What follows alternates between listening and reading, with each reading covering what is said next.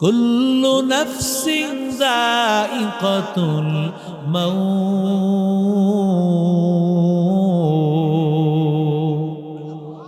আল্লাহ বলি, ও গোলাম, এমন কোন প্রাণী নাই মৃত্যুর স্বাদ আস্বাদন করা লাগবে না, সবার মৃত্যুর স্বাদ আস্বাদন করা লাগবে। ওরে আল্লাহর বান্দা যুবক, মরণের স্বাদ সবার আস্বাদন করা লাগবে। যত পীর সাহেব আছে সবার মরা লাগবে, এমপিরা বুঝি মরবে না? কথা কয় না? আরো জোরে বলেন। ডাক্তাররা বুঝি মারা যাবে না? কথা বলেন। প্রধানমন্ত্রী বুঝি মারা যাবে না? না না, এমন কোন মানুষ নাই মরণের হাত থেকে বাঁচতে পারবে। তবে মৃত্যুর একটা স্বাদ, মৃত্যুর একটা কঠিন অবস্থা সবার হবে রে যুবক।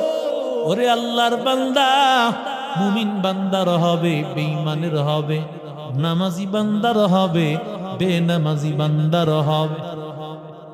এবার আয়েশা সিদ্দিকা বলেন, ও পয়গম্বর, মুমিন বান্দার যদি কষ্ট হয়, নামাজি বান্দারও যদি কষ্ট হয়, বেনামাজিরও যদি কষ্ট হয়, তাহলে নামাজি বেনামাজির ব্যবধান হলো। নবী আমার ডাক দিয়া বলে, ও আয়েশা, নামাজি বান্দারও কষ্ট হবে, বেনামাজি বান্দারও কষ্ট হবে, মুমিনেরও কষ্ট হবে, বেঈমানের কষ্ট হবে রে আয়েশা। তবে আল্লাহ তাআলা মুমিন বান্দার মরণটা এত সহজ করে দিবে। কেমন সহজ করে দিবে ও আল্লাহর বান্দা? ওরে নবীর আশিক উম্মতের দল, মুমিন বান্দার সামনে প্রথমে মালাকুল মাউত, জাহান্নামের ভয়ঙ্কর অবস্থা, ভয়ঙ্কর আযাব মুমিন বান্দা দেখতে পাবে। আল্লাহর মুমিন বান্দা তাকায় দেখবে আগুন আর আগুন। আল্লাহর মুমিন বান্দা তাকায় দেখতে পাবে বড় বড় বিচ্ছু, গন্ডারের মতো দেখা যায়, এত বড় বড় বিচ্ছু। ওরে আল্লাহর বান্দা, আর বিশাল বিশাল সাপ, সাপের মুখ থেকে মনে হয় আগুন বের হইতেছে, এত ভয়ঙ্কর অবস্থা। ও আল্লাহর বান্দা, এত ভয়ঙ্কর অবস্থা। আল্লাহর বান্দা তাকাইয়া দেখবে ধাও ধাও করে আগুন জ্বলতেছে। ওরে আল্লাহর বান্দা যুবক, কত কবরের মধ্যে আগুন। ওরে আল্লাহর বান্দা, বিশ্বাস করো না, কত কবরের মধ্যে আযাব দেখা যায়, আগুন দেখা যায়, সাপ দেখা যায়, বিচ্ছু দেখা যায়। মনে করতেছো কবরের আযাব মিথ্যা? না না রে যুবক, আমার নবীর একজন সাহাবী, আল্লাহর নবী ওই সাহাবীকে দাফন করেছে। নবী সাহাবীকে দাফন করার পর, সাহাবীকে দাফন করার পর নবী ডাক দিয়া বলেন, ও সাহাবীরা, তোমরা এখানে একটু বসো।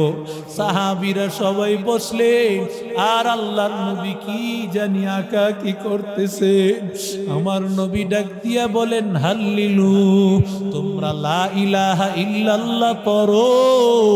সমস্ত সাহাবীরা পড়তে লাগলেন, লা ইলাহা ইল্লাল্লাহ, লা ইলাহা ইল্লাল্লাহ।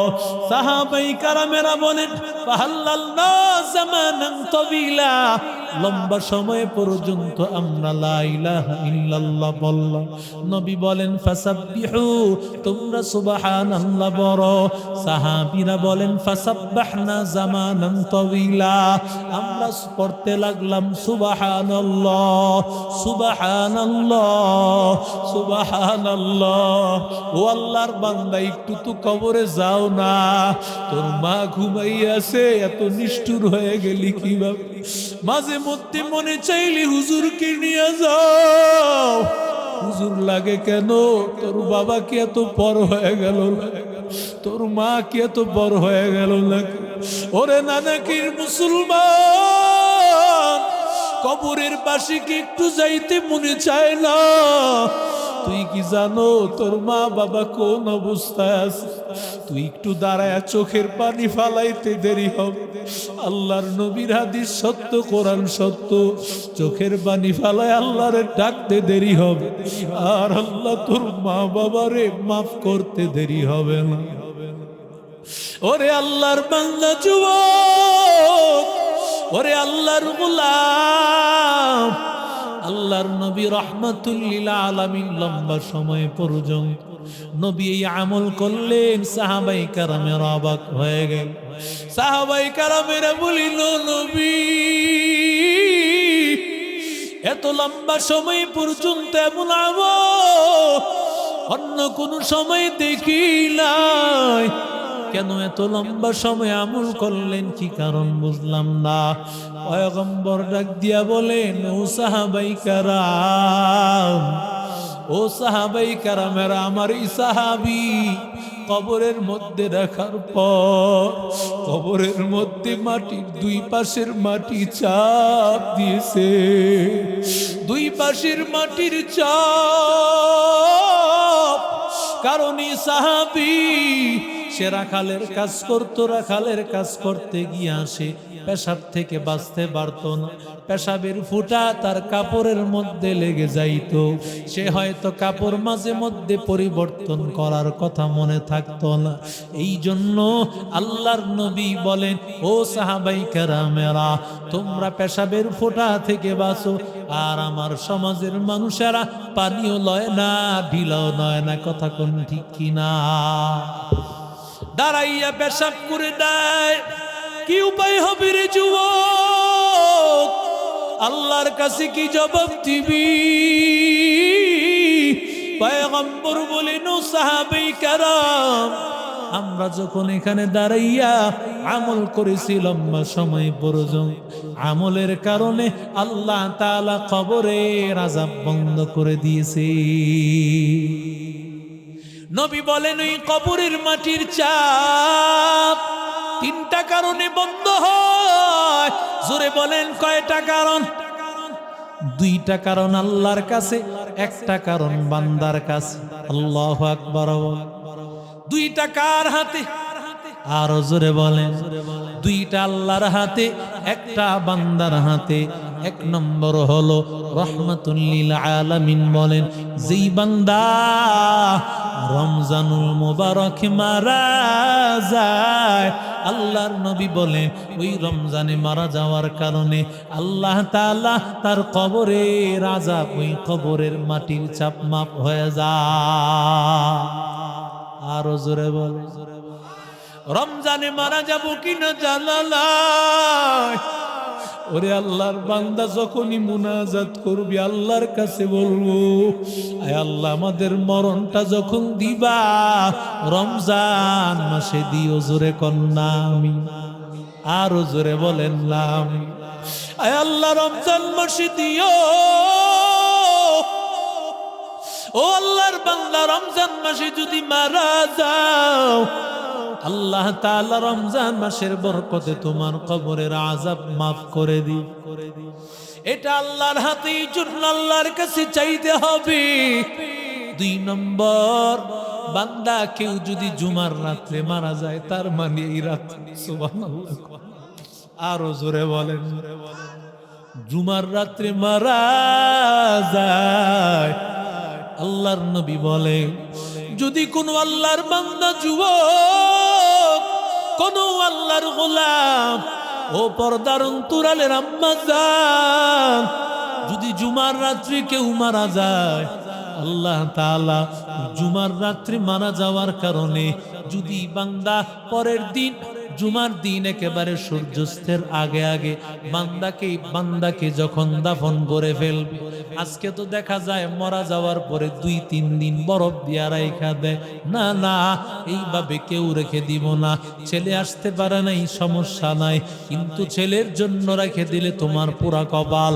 যেই বান্দা জান্নাতি, তারে জান্নাতে পাঠাইতে দেরি করলা। নবী বলেন মারা যাওয়ার পরে তাড়াতাড়ি দাফন করো, কাফনের কাপড় পরে কবরে রাইখা রেখে দাও, কারণ বান্দা যদি জান্নাতি হয় তাকে জান্নাতে পাঠাইতে তুমি দেরি করতেছো। আর যদি জাহান্নামী হয় ওকে তাড়াতাড়ি জাহান্নামে পাঠাও। জাহান্নামে পাঠাইতে দেরি করিও না, তাড়াতাড়ি জাহান্নামে পাঠায় দাও। এরে আল্লাহর বান্দা যুবক, ও নবীর আশিক উম্মতের দল, জুমার রাত্রে মারা যাওয়া এটাও দুনিয়ার কোন মানুষের হাতে না। জোরে বলেন কার হাত? আরো জোরে বল।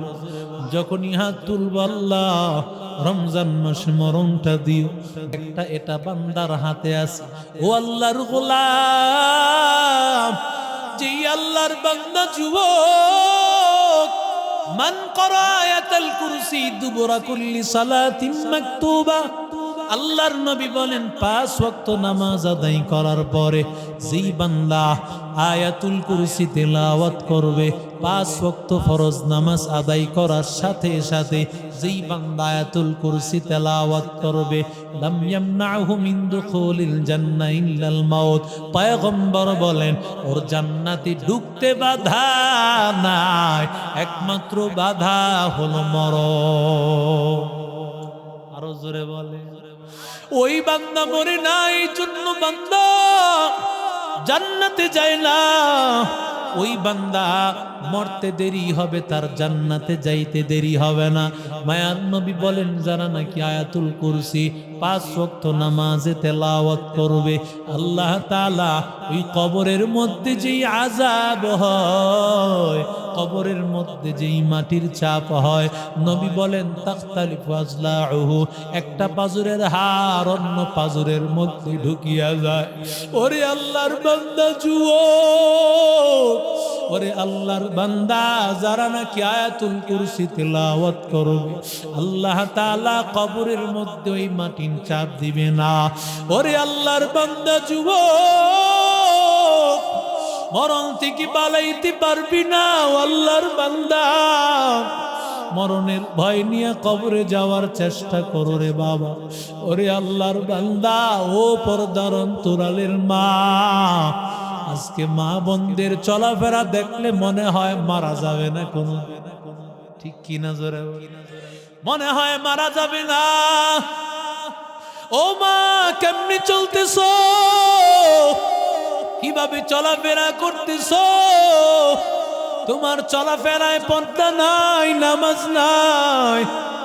আর স্বামীর কথা তো মানবা দূরের কথা, স্বামী যদি সারা জীবন খাওয়াইছে, কোনদিন যদি একটু উল্টা পাল্টা হয়েছে বলবা তোমার ঘরে আমি দেখা সংসারটা কইরা। কথা কোন ঠিক কিনা?